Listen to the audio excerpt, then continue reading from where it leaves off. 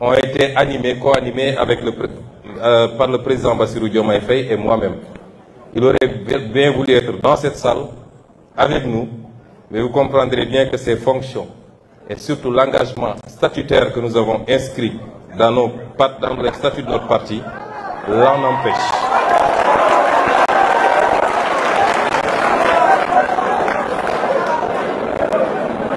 Les lignes que je vais lire tout à l'heure, Monsieur le Président Mélenchon, ont été rédigées le 26 juillet 2023, c'est-à-dire 2 jours avant mon arrestation ou mon kidnapping, comme je l'appelle.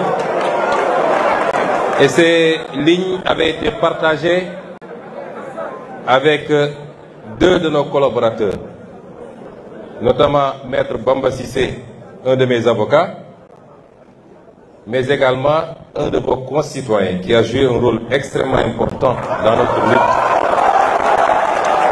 Je veux nommer M. Juan Branco.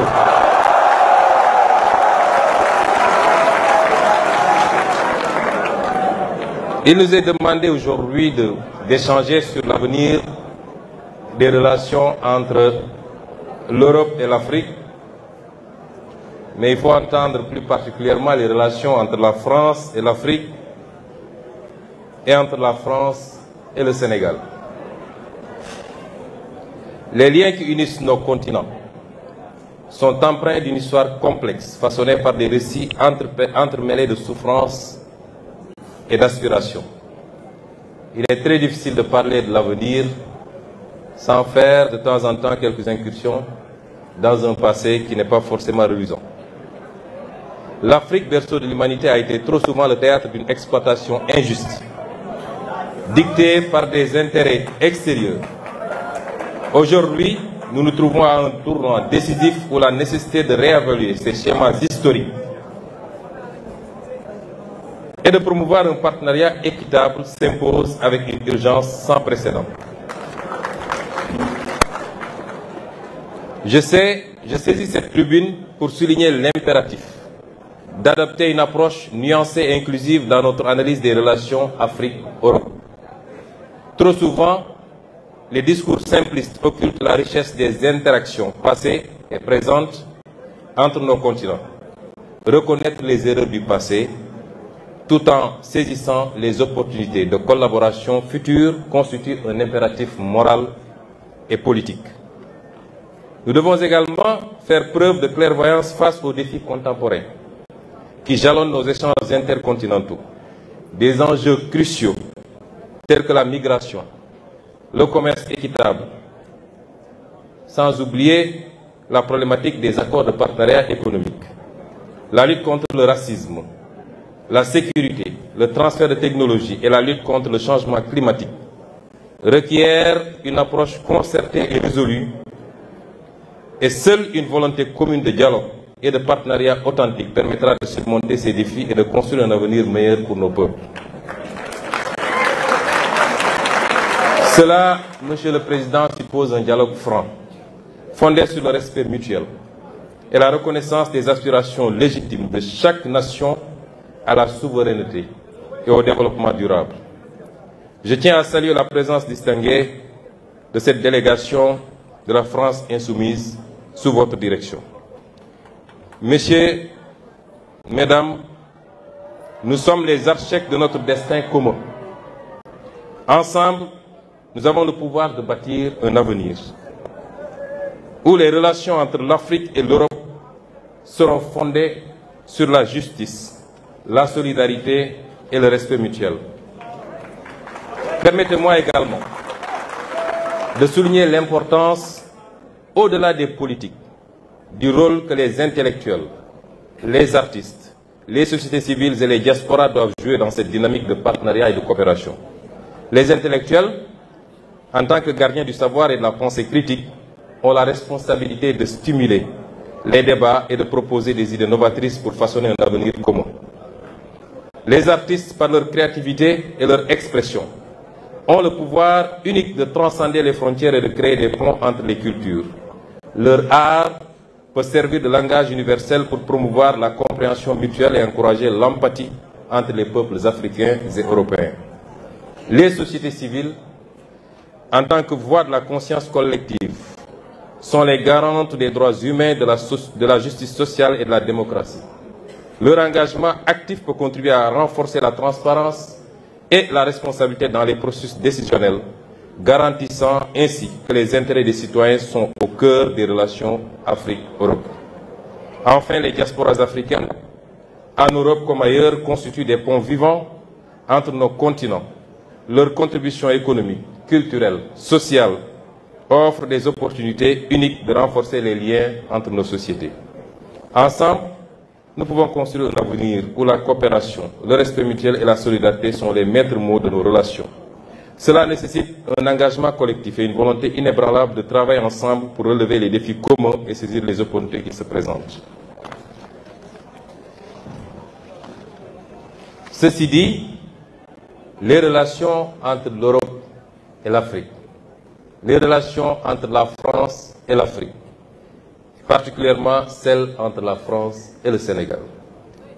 Parce que quand on parle des relations entre les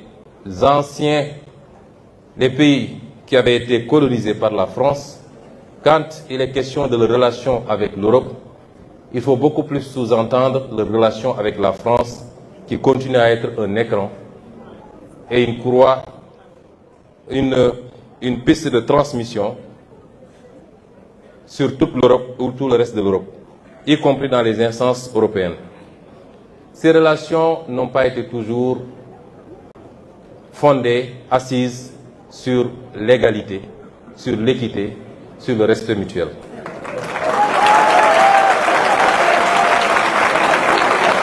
Ces relations jusque-là ont été des relations léonines au détriment des Africains et du continent africain.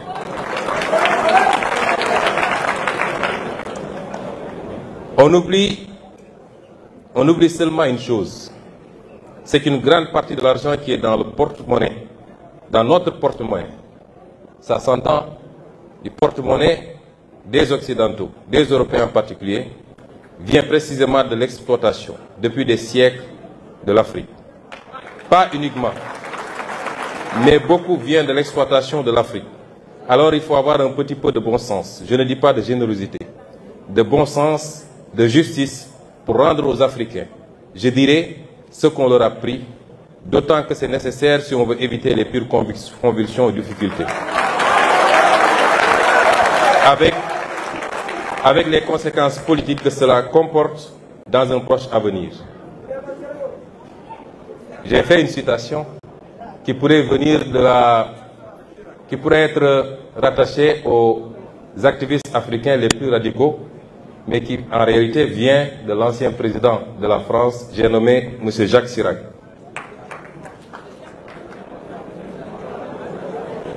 Ça étonne plus d'un, et je crois que M. le président Mélenchon lui-même n'en est pas informé.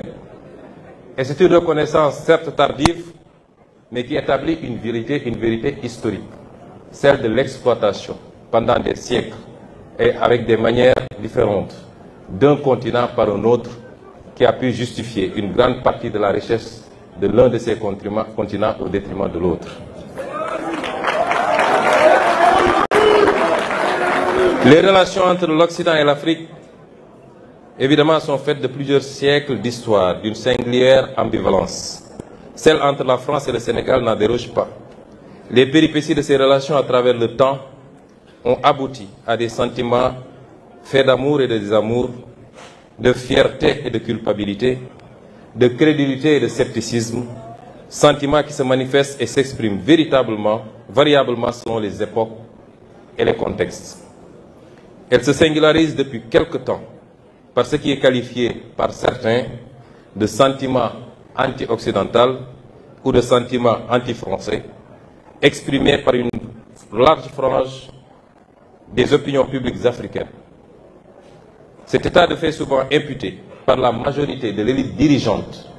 Je précise bien, une majorité de l'élite dirigeante. Vous n'en faites pas partie, évidemment. Par la majorité de l'élite dirigeante occidentale, plus à tort qu'à raison, à l'activisme d'une nouvelle élite populiste, combinée aux manipulations de nouvelles puissances concurrentes, n'est pas nouveau. C'est des raccourcis qu'il faut trouver face à des phénomènes. Le raccourci qui a été trouvé pour expliquer ce sentiment, c'est que les Africains seraient manipulés par de nouvelles puissances, la Russie, la Chine et j'en passe.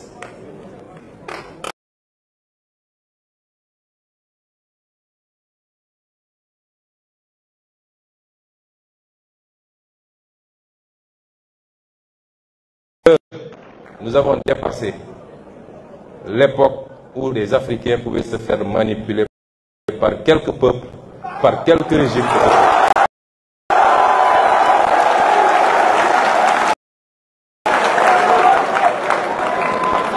Et ce sentiment qui se manifeste aujourd'hui s'est toujours manifesté des indépendances à maintenant. Chaque génération a connu son lot de militants porteurs du même discours, désapprobateurs du caractère volontairement léonin et destructeur pour l'Afrique de ses relations avec le reste du monde et particulièrement avec l'Europe. Ce qui est par contre nouveau, et nous l'admettons, c'est l'ampleur qu'ont pris ces idées auprès des masses africaines, nourries entre autres par les échecs des élites gouvernantes africaines souvent corrompues et les relations ambiguës que l'Europe entretient avec elles, les menaces sécuritaires, l'apparition de nouvelles opportunités de coopération, mais évidemment l'effet multiplicateur des réseaux sociaux. Aujourd'hui, l'Afrique, la majorité de ses élites, sa jeunesse, sa diaspora et ses masses populaires ont beaucoup évolué. L'Occident l'a-t-il suffisamment compris? Ou est-il encore figé dans une version focardienne de ses relations avec l'Afrique? Avec la France, par exemple, je n'ignore pas que nous, notre mouvement politique, quand je dis la France, je parle de ceux qui gouvernent aujourd'hui la France. Je parle du président Macron et de son régime. Nous ne parlons pas du peuple français avec lequel nous n'avons aucun problème et avec lequel nous sommes liés par une longue et riche histoire. Et je ne parle pas de toutes les élites politiques françaises, ni de la société civile. Je parle de l'élite gouvernante actuelle. Cette France, je n'ignore pas que pour elle, nous avons été, et peut-être nous le sommes encore, malgré notre élection démocratique par le peuple sénégalais, dépeint sous les traits d'un mouvement et d'un leader terroriste, islamiste, violent, populiste, anti-occidental, pro-russe. Je ne parle pas de vous. Vous partagez ce soir avec nous.